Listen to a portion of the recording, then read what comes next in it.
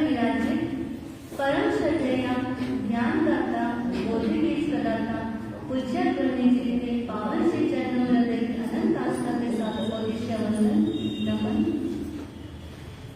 पुण्यशाली धर्मनिष्ठ सुसावधानिकाओं माताओं एवं बहनों, उत्तरायण सूत्र के अंदर प्रभु महावीर ने एक बहुत ही सुंदर सूत्र दिया है कोहो तीन पाना से कि क्रोध से व्यक्ति का प्रीति को नाश हो जाता है, संबंधों का नाश हो जाता है, गुड रिलेशनशिप जो होती है, संबंध होते हैं, नाते होते हैं, वो क्या हो जाते हैं, क्रोध करने से नष्ट हो जाते हैं, खत्म हो जाते हैं। क्रोध की शुरुआत पागलपन से शुरू होती है और खत्म किससे होती है, अंत किससे होता है, अंत उसका प्रायश्चित से होता है। यह एक ऐसी चिंगारी है जो लावा बन करके आती है और सर्वनाश करके चली जाती है। क्रोध में विवेक की आंखें बंद हो जाती है और क्रोध के अंदर राक्षस जैसा चेहरा दिखाई देता है, आंखें लाल हो जाती है, विकुटियां टेढ़ी हो जाती है। क्रोध जब आता है तब गुस्से के अंदर दिमाग जो होता है वह गर्म हो जाता है, तो दिमाग की बत्ती गुल हो जाती है और जीवन की सर्वनाश शुरू हो जाता है। बिना ब्रेक की गाड़ी के अंदर बैठना कोई पसंद नहीं करता। यह क्रोध जो है बिना ब्रेक की गाड़ी की तरह व्यक्ति को सर्वनाश की तरफ नजदीक लेकर के जाता है। बंधुओं, स्वर्गिक सुखों को सब पाना चाहते हैं, सभी को स्वर्गिक सुख का आनंद चाहते जरूर है, किंतु कोई भी स्वर्गीय अपने नाम के आगे दिखाना पसंद नहीं करता। बंधुओं, स्वर्गिक सुखों को चाहना है तो सरल स्वभावी बने, सरल बनेंगे तो स्वर्ग के सुख आप इसी धरती के ऊपर भोग सकते हैं। अगर जो बात बात पर क्रोध करता है, बात बात पर गुस्सा करता है, तो पड़ोसी भी उसको पसंद नहीं करते हैं। घर के अंदर व्यक्ति जो आता है तो वो परिवारजन सोचते हैं कि यह बहुत देर से आए तो अच्छा है, ये बात बात पर गुस्सा करते हैं। और जो शांत स्वभाव के होते हैं तो पत्नियां उनकी राह देखती है पति की कि मेरे पति जल्दी शाम को घर आ जाए तो हमारे घर के अंदर क्या छा जाए, खुशी का वातावरण छा जाए। और अगर पति गुस्से स्वभाव का होता है तो पत्नियां क्या सोचती है कि कोई बात नहीं, वो देर आते हैं तो भी कोई बात नहीं, और जल्दी आकर के भी क्या करेंगे, वो घर के अंदर वातावरण को अशुद्ध बना देंगे। गुस्सा कब आता है? गुस्सा आने के कारण क्या होते हैं कि जब हमारे अहंकार को चोट लगती है, जब हमारे ईगो को ठेस पहुंचती है, जब हमारी अपेक्षाओं को उपेक्षित किया जाता है, नजरअंदाज किया जाता है, तब गुस्सा आता है। जब हमारी मांगें पूरी नहीं होती, जब हमारी डिमांड पूरी नहीं होती है, तब गुस्सा आता है। और जब हम अनुकूल भोजन नहीं करते हैं, हमें अनुकूल भोजन नहीं मिलता है, तब भी गुस्से आने का कारण बन जाता है। और सबसे बड़ी बात बंधुओं, जब हमारी नींद पूरी नहीं होती है, तब भी चिड़चिड़ापन और गुस्सा आ जाता है। जब हमारी कोई बात सुनता नहीं है, जब कोई हमारी बात मानता नहीं है, तब भी क्या आ जाता है, गुस्सा आ जाता है। गुस्सा आने के कितने ही कारण बनते हैं। कभी कभी बड़ों के ऊपर गुस्सा आता है, किंतु निकाला किसके ऊपर जाता है, छोटों के ऊपर गुस्सा निकाला जाता है। क्यों निकाला जाता है? बड़ों का लिहाज किया जाता है। लेकिन बंधुओं, आजकल तो ये मर्यादा है, ये लिहाज भी क्या हो गया है, खत्म हो गया है। बंधुओं, हम देखते हैं आप लोग बिजनेस के अंदर डील करते हैं, आप लोग अपने बॉस के साथ में अच्छा प्रेम का व्यवहार करते हैं, अगर आपके बॉस, आपके जो कस्टमर्स हैं, अगर आपसे कुछ कह देते हैं, 2 बार कहा सुनी हो जाती है, किंतु फिर भी आप क्या करते हैं? शांत रह करके सुनते हैं। बॉस ने 4 गालियां भी दे दी तो आप क्या कर लेते हैं? चुपचाप सुन लेते हैं। और अगर आपके पिता जो है, अगर आपकी माता है, उन्होंने 2 बात भी कह दी तो आपको क्या लगता है? आप उनको 10 बात सुना देते हैं। क्यों सुना देते हैं? आपके ईगो को हर्ट हो रहा है। हाँ, आपको लगता है बिजनेस के अंदर तो हमें क्या करना है? मधुर व्यवहार रखना है, तो हमें हमारा बिजनेस चलेगा। अगर बॉस के साथ में हमने कोई अभद्र व्यवहार कर दिया तो बॉस हमें क्या कर देगा? अपनी कंपनी से बाहर कर देगा। इसलिए हम क्या करते हैं? हम बॉस का रेस्पेक्ट करते हैं और अपने बुजुर्गों को ऐसे ही समझ रखा है, अपने बुजुर्गों को आदर नहीं करते हैं और आपके बुजुर्ग जो है, आपकी जो भलाई चाहने वाले होते हैं, उनका रेस्पेक्ट, उनकी बात को सुनना। आजकल तो हम देखते हैं कि छोटे छोटे बच्चे जो होते हैं ना, वो बच्चे भी माताओं की बात सुनते नहीं। 2 इंच की जबान को वो इतना लंबा कर देते हैं कि माताओं को ही चुप हो जाना पड़ता है और माताएं विचार करती है कि संवाद की जगह विवाद खड़ा ना हो जाए, तो वो अपनी मनमानी करते चले जाते हैं और बाद में बच्चे क्या होते हैं? बहुत जिद्दी हो जाते हैं। माताएं क्या बोलते हैं कि बच्चे बहुत जिद्दी हो गए हैं, बच्चे हमारी बात कोई भी सुनते नहीं है। कहने का तात्पर्य क्या है बंधुओं? अपने क्रोध के ऊपर कंट्रोल करना सीखे, अपने गुस्से को संयमित करना सीखे। अगर गुस्से के ऊपर, क्रोध के ऊपर संयमित नहीं किया तो परिणाम बहुत खतरनाक हो जाते हैं। अगर पतिदेव कहते हैं आजकल डिवोर्स क्यों हो रहे हैं, डिवोर्स रेट क्यों बढ़ रहे हैं, तो अगर पतिदेव गुस्से के अंदर, अब बिजनेस के अंदर आया है और गुस्से के अंदर आया है और वह अपना गुस्सा अगर पत्नी के ऊपर निकालता है, छोटी छोटी बातों के ऊपर क्या हो जाते हैं? डिवोर्स जैसी स्थितियां आ जाती है और सामाजिक व्यवस्थाएं गड़बड़ा जाती है, आर्थिक व्यवस्थाएं हिल जाती है, क्योंकि लाखों रुपयों का खर्चा किया जाता है विवाहों के अंदर और 2 महीने नहीं होते हैं, 6 महीने नहीं होते हैं, साल भर नहीं होता है और बेटी घर के अंदर आकर के बैठ जाती है तो आर्थिक व्यवस्था हमारी डगमगा जाती है। बड़ा ही चिंतनीय, बड़ा ही विचारणीय प्रश्न है बंधुओं कि देखिए विवाह जैसा जो प्रसंग होता है, जो सामाजिक व्यवस्था होती है कि पति और पत्नी का जो सबसे पवित्र रिश्ता होता है और समाज जो है विवाह प्रथा, विवाह बंधन जो है एक संस्कार कहलाता है और वह संस्कार भी आज क्या हो गया? पतन के मार्ग पे जा रहा है। संस्कार भी आज उस संस्कारों की तरफ बढ़ रहा है और इसके अंदर हमारे युवा पीढ़ी उनको कुछ लेना देना ही नहीं है। छोटी छोटी बातों के अंदर लेकर के तनातनी हो जाती है और अनबन हो जाती है और डिवोर्स जैसी स्थितियां पैदा हो जाती है। तो ये बहुत विचारने योग्य विषय है बंधुओं। किसी ने बहुत सुंदर कहा है कि अगर गुस्सा आए तो उसे कंट्रोल कर लो और नहीं कर सकते हैं क्या करना चाहिए? जब क्रोध आए तो अपनी क्षमा के जल से उसको दूर कर दो। फॉरगिवनेस और फॉरगेट हमारे भगवान ने 2 सूत्र दिए हैं। किसी को गुस्सा आया तो वो दूसरे के सामने वाले की गलती को भूल जाए और उसको क्षमा कर दे। किसी कवि ने बहुत सुंदर कहा है, किसी कवि ने क्या कहा है कि देखिए जो जवान है वो गुस्से को कम करे और जो बूढ़े हैं वो गुस्से को बंद करें।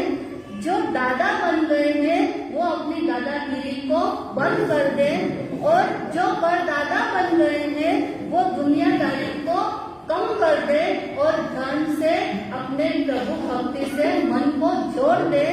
इसी में आपकी भलाई है, वरना कितनी भी कर लो फिजूल कमाई है। प्रश्न उठता है बंधुओं कि क्या करें जब गुस्सा आता है। तो बहुत सुंदर से छोटे छोटे टिप्स दिए हैं हमारे भगवान ने कि गुस्से आए तो गुस्से पे हम किस तरह से काबू कर सकें। गुस्सा आए तो मुहूर्त देख करके गुस्सा करना। क्या बोला है? गुस्सा करना है तो मुहूर्त देख करके गुस्सा करना। जब भी आपको गुस्सा आए तो पहले चौघड़िया देखना। अगर चौघड़िए के अंदर अमृत सिद्धि योग बना है, चौघड़िए के अंदर अमृत सिद्धि का योग चल रहा है और उस समय आप गुस्सा करेंगे तो वह काल सर्प योग के अंदर ट्रांसफर हो जाता है।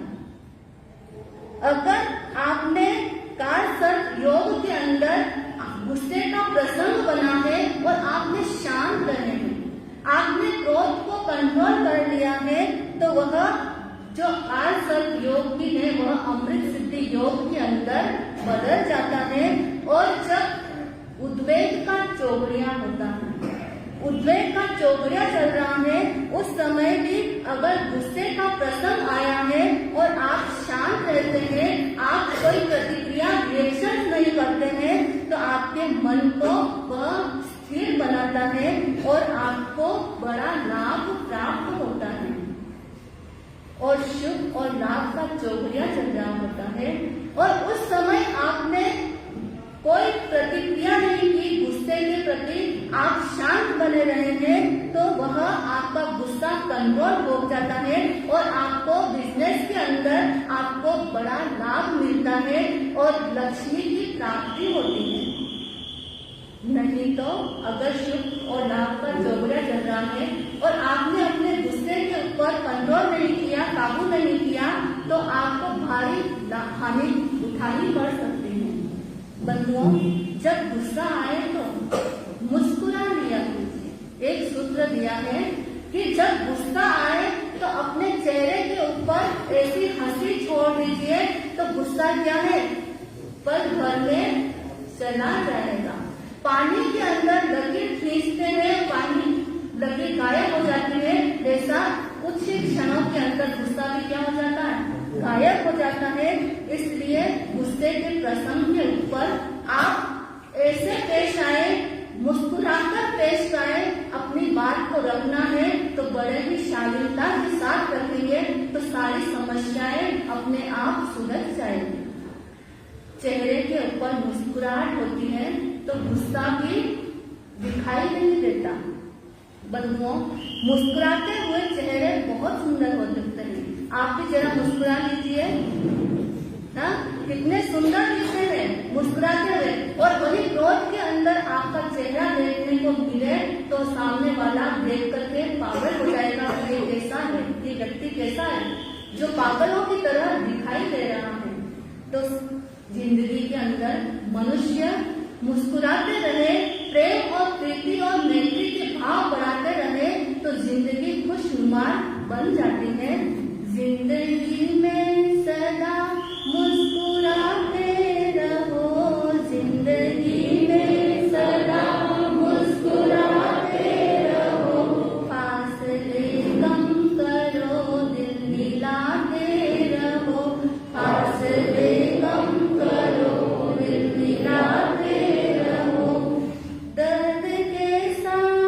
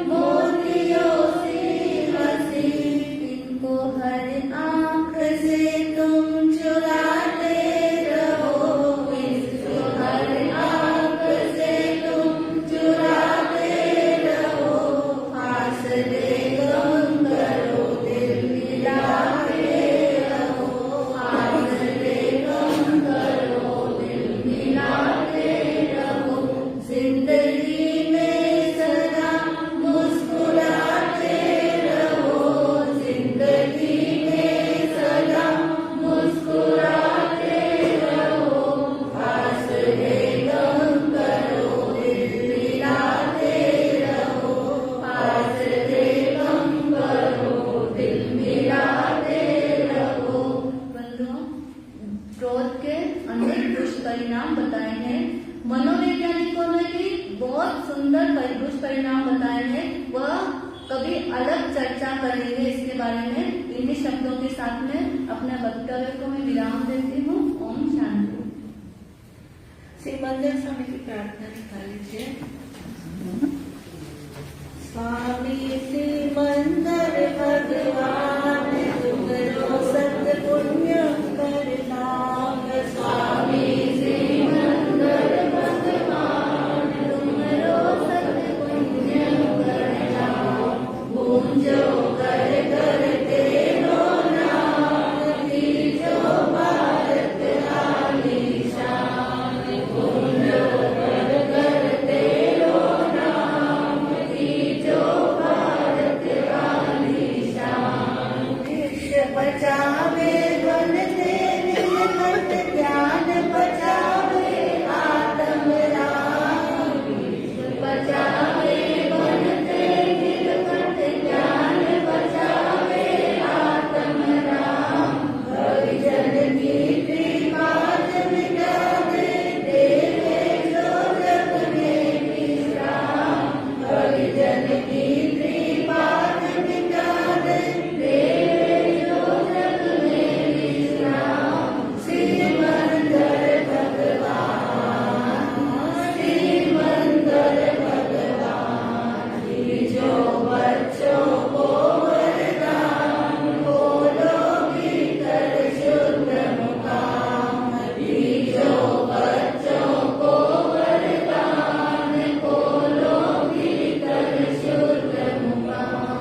इस दुनिया में उपकारी है तीर्थंकर राजीव जी।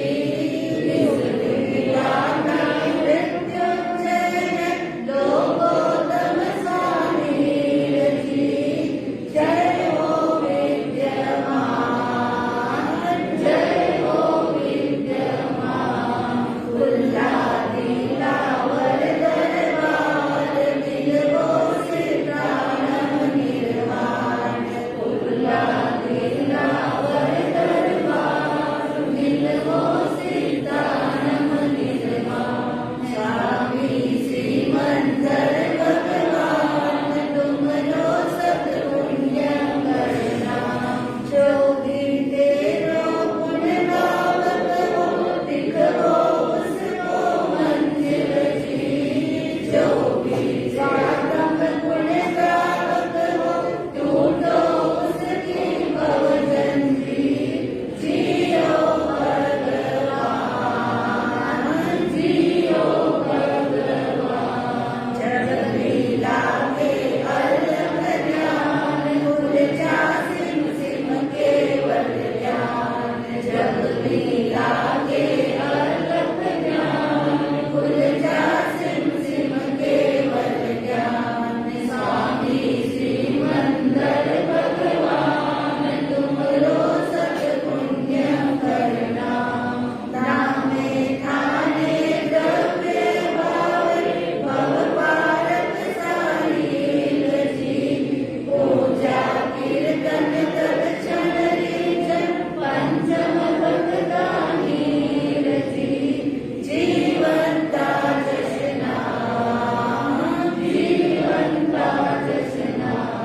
उलझन तकदीर अर्थ विराम। सुलझन तदबीर पूर्ण विराम। स्वामी श्रीमंदर भगवान तुमरो सत्पुण्य करना।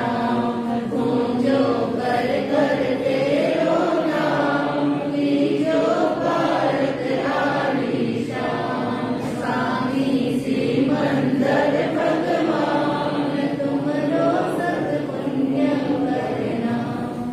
भगवान महावीर स्वामी अनंत तीर्थंकर भगवंत आचार्य उपाध्याय सर्व साधु संत वृंद गुरुदेव जी पुण्यजी व्यासक के पावन श्री चरणों में हृदय के आनंद आस्था के साथ कोटिशय वंदन नमन। उपस्थित धर्म श्रद्धालु श्रावक श्राविकाओं भाइयों एवं बहनों। भगवान महावीर की जो जिनवाणी है उसके उद्गम स्रोत के परंपरा हम सुन रहे हैं। तो उसके अंतर्गत आप लोगों ने सुना कि स्थूली पत्र आचार्य के पश्चात महावीर और सुहस्ती एक प्रभावशाली क्या हुए, आचार्य हुए। उनके विषय में भी आप लोगों ने सुन लिया है। केवल यहाँ पर इतना ही कहना है कि जो आर्य सुहस्ती है उनके समय तक, क्योंकि ये जैन धर्म पहले से ये शब्द प्रचलित नहीं है, यानी जो प्राचीन साहित्य आप कभी देखेंगे तो वहां पर आपको कहीं पर भी ऐसे लिखा हुआ नहीं मिलता है कि जैन परंपरा, जैन संप्रदाय, ये सब अब बाद में ये क्या हुए हैं, कहे गए हैं। भगवान महावीर स्वामी से लेकर के आचार्य सुहस्ती तक की परंपरा तक इस पूरे धर्म संघ का नाम क्या था, निर्ग्रंथ गच्छ, निर्ग्रंथ, है ना। हम बोलते ना निग्रंथानम, ये आता है इसमें उत्तरायण सूत्र में, निग्रंथ नायक ऐसे आता है, यानी निर्ग्रंथ के धर्म के अंदर ज्ञात पुत्र यानी ज्ञात वंशीय भगवान महावीर स्वामी हुए हैं, इस तरह से उल्लेख आता है। इसलिए हमको ये समझना बहुत आवश्यक है कि आर्य सुहस्ती तक हमारी धर्म परंपरा को क्या कहा जाता था। एक बार आप बोलिए सभी, निर्ग्रंथ गच्छ या निर्ग्रंथ धर्म के रूप में, है ना। तो ये उसके बाद में जो हिमवंत स्थविरावली है, कहते हैं कि आचार्य सुहस्ती के जो शिष्य हुए हैं, सुस्थित और सुप्रतिबुद्ध नाम के शिष्य हुए, है ना। तो आर्य सुस्थित जो है, आचार्य सुस्थित जो है, उनके समय में क्या हुआ, एक बहुत कलिंग के एक प्रभावशाली राजा हुए। इधर मौर्य कलिंग जो देश है वहां पर किसका शासन चल रहा था, सम्राट अशोक के बाद में मौर्य संप्रदाय जो है, हमारा मौर्य वंश जो है ना, चंद्रगुप्त के बाद में फिर उनके जो शिष्य है, पुत्र है, सॉरी, उनके जो पुत्र है, उसके बाद में क्या हुआ, मौर्य वंश भी धीरे धीरे स्थूलीपत्र के बाद में आपने सुना कि वो भी क्या हुआ, समाप्त हो गया। इधर कलिंग देश के अंदर जो भिक्षुराज खारवेल नाम के राजा हुए, खारवेल नाम के राजा हुए, तो वो वीर निर्वाण संवत 316 से 329 के अंदर हुए। यानी अगर हम बीसी के हिसाब से यानी ईसा पूर्व के हिसाब से अगर लगाते हैं तो यह कौन सी शताब्दी में जाएगा, यह दूसरी शताब्दी में, दूसरी तीसरी शताब्दी के अंदर इसका वर्णन आता है। कलिंग देश, आजकल कलिंग किधर है पता है किसी को, उड़ीसा कलिंग, थोड़ा आंध्र प्रदेश के उधर जाने के बाद में, आगे जाने के बाद में, और थोड़ा बिहार से आगे जाने के बाद, तो उड़ीसा और कलिंग कहते, कलिंग देश जो है वहाँ, ये हमारे लिए बहुत इम्पोर्टेंट है। हमारे जैन धर्म की प्रभावना की दृष्टि से कलिंग का बहुत बड़ा योगदान है।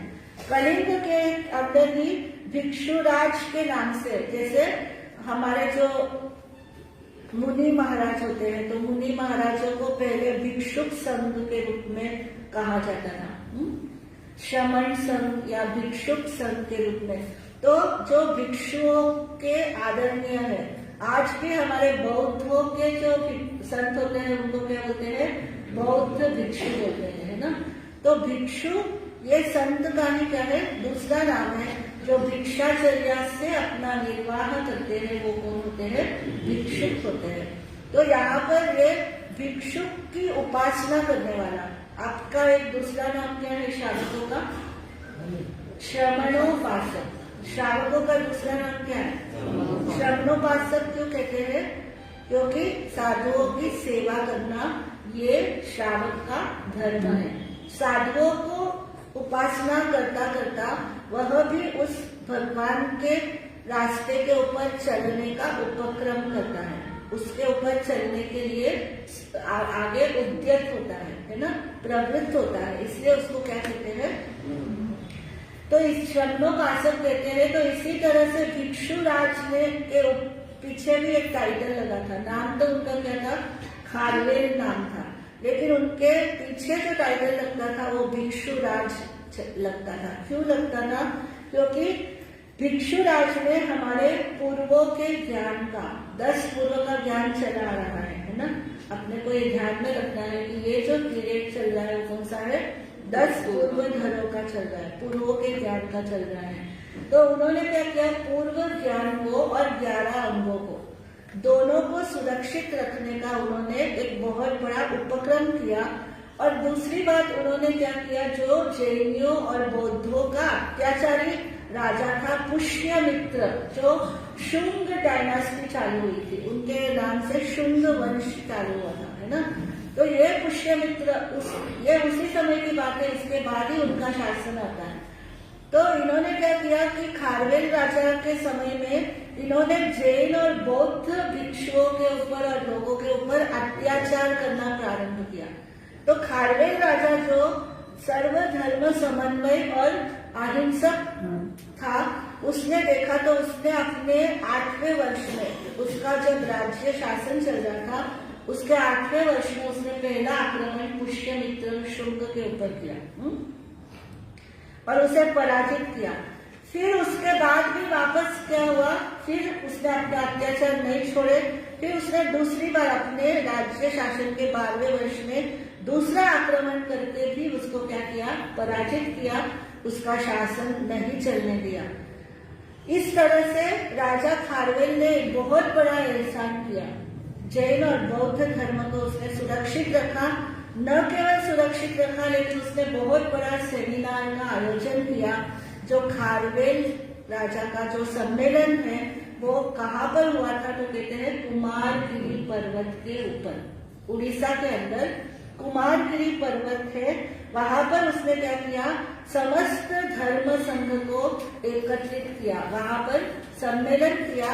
वहां पर बहुत सारे साधु, तो कहते हैं कितने साधु? तो 200 श्रमण बलिसह जैसे जिन कल्पी मुनि थे ना, ऐसे जिन कल्पी उनके जैसे ही बलिसह आचार्य जैसे 200 मुनियों को उन्होंने क्या किया? वहां पर एकत्रित किया।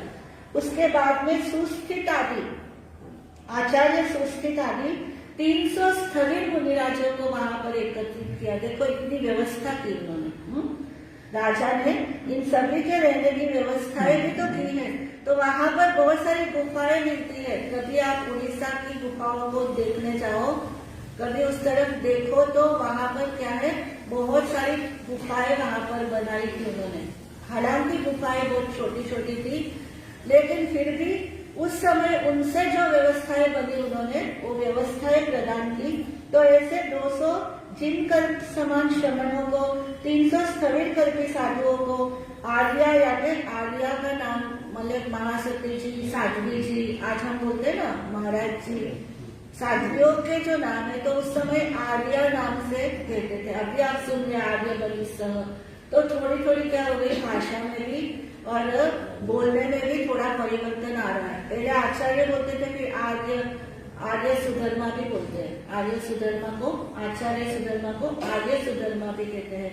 इसी तरह से जो साध्विया थी उनको क्या कहते थे? आर्या, आर्या।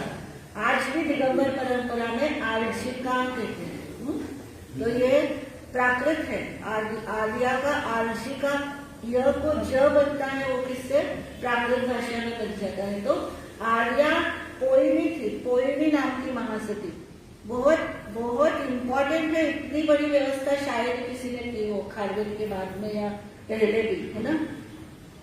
पोइनी आदि 300 साध्वियों को उन्होंने क्या किया? वहां पर एकत्रित किया कुमारगिरी पर्वत के ऊपर। और श्रावक 700 श्रावक, उसमें भिक्षुराज खारवेल खुद भी श्रावक थे, 12 व्रतधारी श्रावक थे। इसी तरह से उस समय सीवंत, चूर्णक और सेलक ऐसे प्रमुख 700 श्रावकों को, और उन्हीं की जो रानी थी खारवेल महाराजा की रानी, उसका नाम था पूर्णमित्रा। पूर्णमित्रा वो भी जैन श्राविका थी। रानी होकर के भी वो श्राविका के 12 व्रतों का पालन करती थी। तो ऐसे पूर्णमित्रा आदि 700 श्राविकाएं वहां पर कुमारगिरी पर्वत के ऊपर, उन सभी के लिए सब तरह की व्यवस्थाएं राजा खारवेल ने की। और उन्होंने क्या किया, पहली बार ऐसा उपक्रम किया। उन्होंने सोचा कि ये जो शुद्ध ज्ञान है ये क्या है, धीरे धीरे धीरे कहीं ह्रास को प्राप्त न हो जाए, कहीं नाश को प्राप्त न हो जाए, इसलिए उन्होंने उस समय ताड़पत्र, भोजपत्र पूरे विपुल मात्रा के अंदर क्या किया, मंगा करके रखा। इतने जो मुनि है वो सब बैठ करके क्या करने वाले हैं, उनका जितना जितना उनको मेमोरी में है, जितने सूत्र मेमोरी में है, जितने आगम उनको कंठस्थ है, उन सभी की राइटिंग करनी है ना।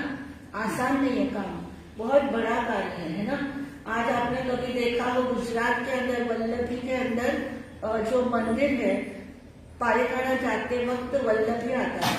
वल्लभी जो नगरी है वहां पर भी हमारे सेमिनार हुए हैं जो आगे चल करके हमें समझने हैं। तो इसमें हमारे जो प्राकृत का कोर्स है, प्राकृत और जैन फिलॉसफी के कोर्स के अंदर इसका हम बहुत अच्छी तरह से विधिवत क्या करते हैं, इनकी वाचनाओं का एक वर्कशॉप क्या क्या हुए थे वो सब अच्छी तरह से उसके ऊपर प्रकाश डालते हैं। संभवतः यहाँ पर इस परंपरा के अंदर कुछ बातें जो है वो फ्लो में चलती है, प्रवाह में चलती है, तो वहां पर वो थोड़ा थोड़ा उल्लेख करके भी आगे चलते हैं, देखते हैं आता है तो वह भी हम समझेंगे। लेकिन खारवेल ने क्या किया, बहुत सारे विपुल परिमाण के अंदर भोजपत्र, ताड़पत्र, वलकल किसको कहते हैं, वृक्ष की छाल को, स्किन ऑफ द ट्री, वलकल जो सूखे हैं, उन सभी को क्या किया, एकत्रित करने से ही काम नहीं होता है। उन सभी को क्या करना होता है, उनको स्मूथ बनाना, उसको लिखने योग्य बनाना। और उसी तरह की कलम भी जो आज जैसी कलम तो तब नहीं थी, तो क्या किए थे, वृक्षों की ही कुछ ऐसी डंडियां निकाल करके उसको कलम भी बनाना। उसको इतने सारे मुनियों को, इतने सारे साधुओं को, साध्वियों को, शावकों को, शाविकाओं को सबको प्रोवाइड करना और सब बैठ करके लिखना, कितना टाइम टेकिंग काम है। यानी बोलना एक बार ठीक है, लेकिन वापस उसको लिखना, उसको बहुत टाइम लगता है बोलने से ज्यादा। पहले पढ़ना, वाचना लेना बहुत कठिन है ना। वाचना लेने के बाद उसको दिमाग में धारण करना कठिन है। धारण करने के बाद में उसको वापस लिखना, रिवाइज वो करते रहते हैं, लेकिन फिर उसको लिखना वो और भी कठिन काम है, क्योंकि उसके अंदर बहुत समय लगता है। लेकिन वो कुछ भी हो, लेकिन खारवेल राजा ने क्या किया, उसकी सारी समुचित व्यवस्थाएं की। और उस समय उन्होंने क्या किया, द्वादशांगी को सुरक्षित रखा। यानी कितना समय लगा होगा ये तो उल्लेख नहीं आता है, लेकिन हम अपने अनुमान से समझ ही सकते हैं कि लिखने के अंदर आज अगर आपको 10 पेज लिखना हो तो पूरा दिन आपको टाइम निकाल करके लिखना पड़ता है। अगर आपको हम कोई ऐसा एक कार्य दे दें कि आपको 108 बार लिखना है, 1008 बार नवकार मंत्र लिखना है, नवपद लिखना है, तो वो पूरी पुस्तक भरने में आपको टाइम निकाल के करो तो भी क्या होता है, कम, बहुत कम होता है। लेकिन मुनियों ने और साधुओं ने, स्थविरों ने क्या किया, उसको लिखा, लिख करके उन ताड़पत्रों को वापस उसको मेंटेन करने के लिए कोई जो जड़ी बूटियां हैं उन सभी से बॉक्स बनाना या ये करना, ये सब उन्होंने क्या किया है। तभी हमारे पास आज भी ताड़पत्र मिलते हैं, भोजपत्र मिलते हैं। हमारे पास में हस्तलिखित लिपियां कहाँ से आई, किसी ने इसको किया है तभी तो हमारे तक आ रही है ना। ये सब चीजें कहाँ आकाश से तो टपक के नहीं आएगी या धरती चीर करके नहीं आएगी, किसी ने इसके ऊपर बहुत मेहनत की है। तो इस तरह से राजा खारवेल का ये जो कार्य हुआ, ये ईसा पूर्व 148 के अंदर खारवेल का क्या हुआ, देहावसान हो गया, उनका स्वर्ग गमन हो गया। उसके बाद में 50 वर्ष बीतने के बाद में एक शिलालेख उनके खारवेल राजा के उसके नाम से क्या हुआ, लिखा गया, जिसका नाम है, इतिहास का एक बहुत बड़ा स्वर्ण अक्षरों में लिखा जाने वाला पृष्ठ है राजा खारवेल का। और ये जो शिलालेख है ये ऐतिहासिक दृष्टि से बहुत इम्पोर्टेंट है। मतलब आज के इतिहासकार अगर हमारे जैन धर्म के किसी भी इसको एविडेंस को यानी किसी प्रमाण को अगर मानता है तो वो कौन सा शिलालेख है, खारवेल राजा का शिलालेख। ये ईसा पूर्व की 2री-3री शताब्दी में, और इसका नाम है हाथी गुम्फा शिलालेख। क्या बोलते हैं इसको? हाथी गुम्फा, गुफा नहीं, हाथी गुम्फा शिलालेख के नाम से ये शिलालेख ब्राह्मी लिपि के अंदर लिखा हुआ पहला शिलालेख हमको प्राप्त होता है, जो आदिनाथ भगवान ने अपनी बड़ी पुत्री ब्राह्मी को जो लिपि सिखाई थी, जो स्क्रिप्ट सिखाई थी, उसी ब्राह्मी लिपि के अंदर नवकार मंत्र का लिखा हुआ पहला शिलालेख हमको कहाँ मिलता है? कुमारगिरी पर्वत उड़ीसा के अंदर कलिंग राजा खारवेल के द्वारा वो क्या हुआ, उनके ही प्रभाव से उनके 50 वर्ष के स्वर्गगमन के बाद क्या गया, लिखा गया। तो ये बहुत इम्पोर्टेंट अध्याय है जो हमें समझना है कि ऐतिहासिक दृष्टि से हमारा जो भी जैन धर्म की गणना होती है मॉन्यूमेंट शिलालेख के हिसाब से, तो खारवेल राजा के शिलालेख से ही उसकी क्या होती है, काउंटिंग होती है। तो ये हमारे लिए बहुत इम्पोर्टेंट बात है।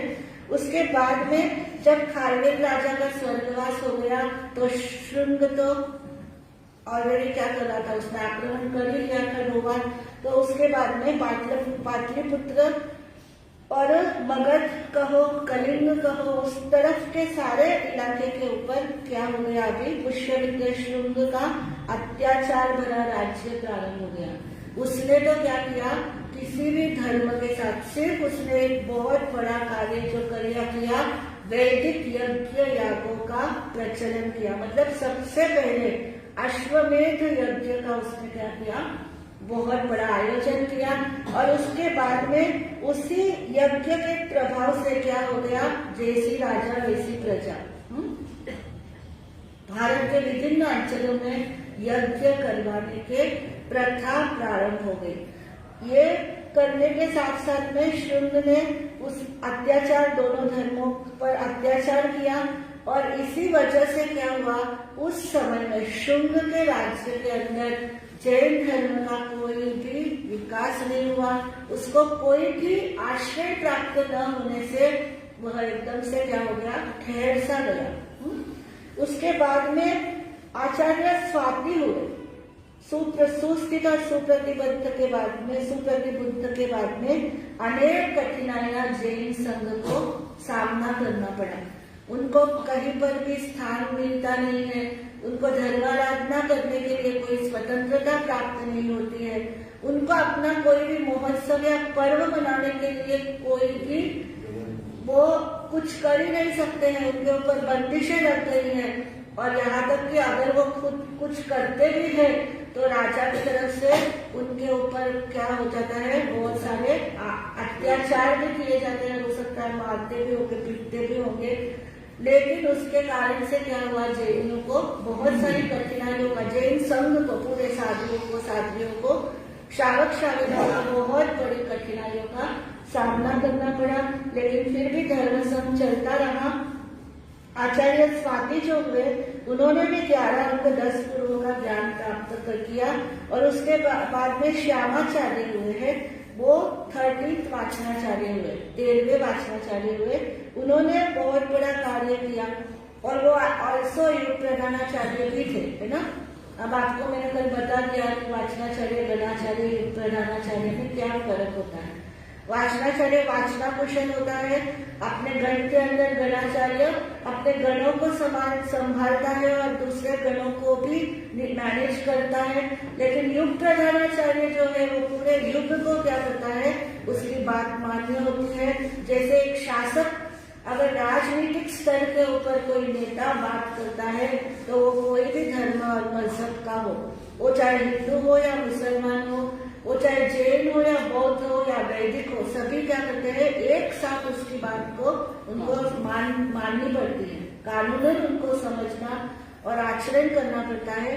तो युग प्रधानाचार्य भी हुए, कौन, श्याम नाम के आचार्य, जो श्यामाचार्य के नाम से प्रसिद्ध है।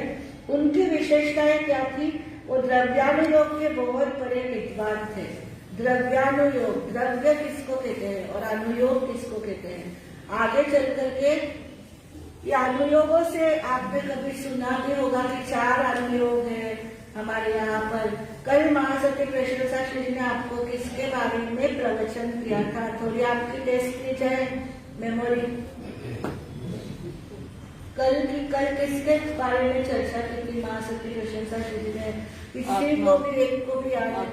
Very good. आत्मा के बारे में चर्चा की थी ना, आत्मा, अंतरात्मा, बहिरात्मा, परमात्मा। तो ये द्रव्य जो है वो द्रव्यानुयोग का मतलब होता है कि हमारी आत्मा क्या है? एक द्रव्य है। इसी तरह से संसार के समस्त आइटम्स भी क्या है? द्रव्य है।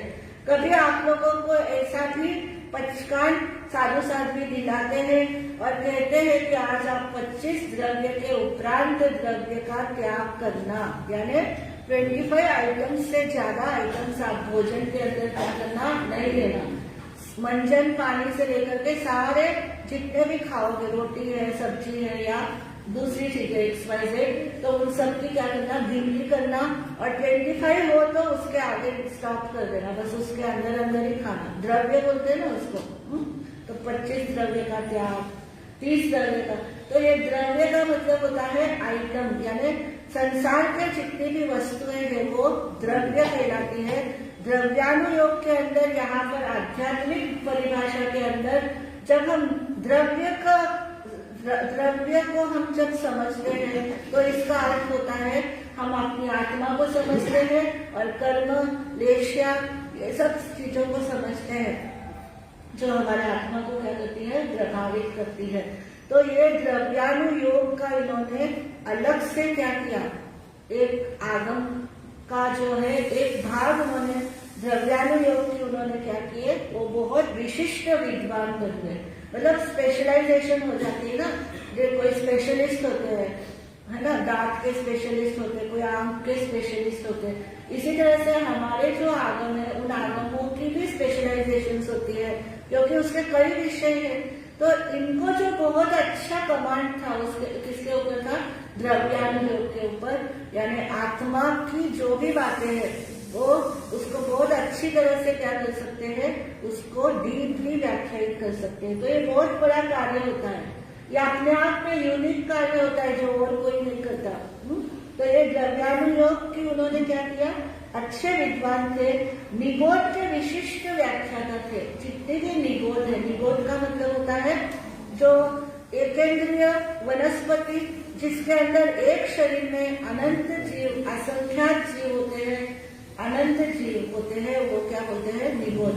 ऐसे निगोद पूरे इस यूनिवर्स में सब जगह पर रहते हैं। कुछ हमारी सैटरडे की क्लासेस चल रही है 7 से 8:15 बजे तक, उसमें भी ये सारी चर्चाएं क्या होती है? एक एक चर्चाएं एक एक समय में होती रहती है।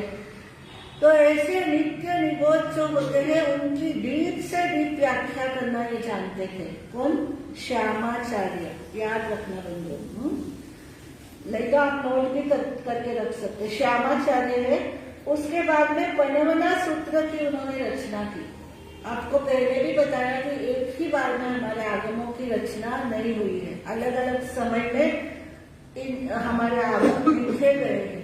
तो आचार्य श्यामाचार्य जो है वो क्या है? प्रज्ञात्मा सूत्र जो 36 चैप्टर्स का है, 36 उसके अंदर अध्याय है, प्रकरण है। ऐसे प्रज्ञात्मा सूत्र का रचना करके उन्होंने तत्व ज्ञान के अनुपम भंडार को समृद्ध किया। हमारे जो जीव अजीव आदि तत्व है उसके बहुत सारे बातें उसके अंदर बताई है। एक एक इससे हमको समझने में क्या हो गया? आसान हो गया। इस तरह से कहते हैं कि जो श्यामाचार्य है, ऐसे श्यामाचार्य के नाम से 4 आचार्य भी हुए हैं, 4 आचार्य भी हुए हैं। लेकिन ये श्यामाचार्य जो है ये 11 अंगों के और एक युग प्रधानाचार्य थे। जैसे आपके एक नाम से आज आप बोलेंगे ऐसा कैसे एक ही नाम के इतने आचार्य, तो आप एक ही नाम यहाँ कितने सारे मिलते हैं। एक मीनाबाई होगी तो आपने यशवंतपुर में 6-7 मीनाबाई होगी। एक उत्तम चंद जी है तो आपके यहाँ कितने उत्तम चंद जी है? वनगढ़ भी है, कमरावत भी है ना, और भी होंगे जो मेरे ज्ञान में नहीं होंगे शायद से। तो ऐसे ऐसे क्या होते, कुछ कॉमन हो जाते हैं ना कुछ नाम। अभी मेरे नाम से, मेरे प्रतिभा के नाम से हमारे संघ में 4 साथियां हैं। तो बहुत क्या हो जाता है, एक समय में एक ही वातावरण में ही बहुत सारे नाम भी होते हैं। लेकिन ये श्यामाचार्य अलग अलग कब हुए हैं ये तो नहीं है, लेकिन ये श्यामाचार्य को ऐसे समझना कि ये विप्रणाचार्य भी हुए, साथ में उनकी ये स्पेशलाइजेशन थी कि वो द्रव्यात्म योग के ज्ञाता थे, प्रज्ञापना सूत्र के रचनाकार थे, है ना। और कारकाचार्य प्रथम के नाम से भी ये अभिहित है, ये बहुत इंपॉर्टेंट है, कारकाचार्य प्रथम, क्योंकि अभी तुरंत ही कारकाचार्य द्वितीय का भी वर्णन आएगा। तो ये कारकाचार्य प्रथम के नाम से है। तो इस तरह से इन कुछ क्या होता है कि कुछ परिस्थितियां जो होती है वो भी बहुत इफेक्टिव होती है। यानी हम कोई भी कार्य करते हैं तो उस कार्य के साथ में, उसके साथ साथ में जो कार्य, जो हमारा वातावरण चलता है, एटमॉस्फेयर चलता है ना, उसका भी प्रभाव क्या होता है उन कार्य प्रणालियों के ऊपर, चाहे वो धार्मिक कार्य हो, चाहे राजनीतिक कार्य हो, चाहे पारमार्थिक हो या स्वार्थ के, कोई भी किसके ऊपर डिपेंड होता है, आजू बाजू का जिस तरह से रिस्पॉन्स मिलता है, जैसे कोई उसको करने की इच्छा रखता है वैसे वैसे ही सभी कार्य होते हैं। तो एक बहुत बड़ा क्या हुआ, कारकाचार्य द्वितीय के समय में जो आचार्य आर्य समुद्र के आचार्य काल के अंतिम समय में कारकाचार्य से लगभग 1 शताब्दी के बाद में, यानी वीर निर्माण संवत 5वीं शताब्दी में, वीर निर्माण के 5th सेंचुरी के बाद में ये द्वितीय कारकाचार्य हुए हैं। ये द्वितीय कारकाचार्य की क्या विशेषता है, क्योंकि इनकी 2-3 घटनाएं हैं जो हमें समझनी पड़ेगी, और आज समय कह रहा है कि हो गया है समय, है ना। तो मैं यहीं पर अपनी बात को समाप्त करना चाहती हूँ कि कारकाचार्य द्वितीय, क्योंकि ये कारकाचार्य द्वितीय है ना, इन्हीं के समय में संवत्सरी जो है वो भाद्रवा सुदी चतुर्थी को मनाई गई। लेकिन क्यों मनाई गई ऐसी, उनका तो कोई मानस नहीं था कि मेरे पीछे कोई परंपरा चालू हो, उनकी अपनी मजबूरियां थी जिसके कारण से उनको क्या करना पड़ा, यह करना पड़ा। तो यही कारकाचार्य द्वितीय है जिनके समय में 2-3